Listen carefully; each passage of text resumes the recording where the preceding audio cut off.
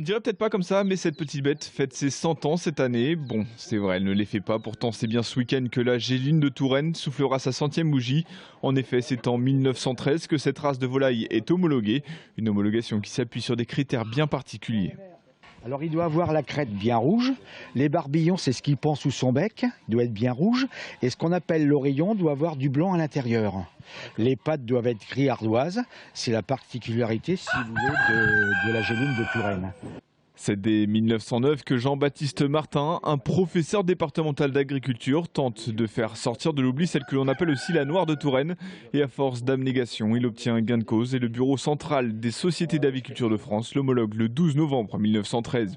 Si aujourd'hui les éleveurs de Géline de Touraine se font de plus en plus rares dans la région, elle n'en reste pas moins très recherchée. La Géline de Touraine est une excellente pondeuse. Elle fait environ 170 à 80 œufs dans une année. Pour des vieilles races, c'est beaucoup, c'est même très bien. Et en plus, c'est une des meilleures volailles. C'est une des meilleures volailles au point de vue gastronomique. Elle est utilisée par beaucoup de chefs étoilés. Et si la Géline a été homologuée il y a si longtemps, ce n'était pas encore le cas du lapin gris de Touraine, chose qui sera corrigée dès ce week-end. Une délégation sera en effet présente au centenaire pour officialiser tout ça.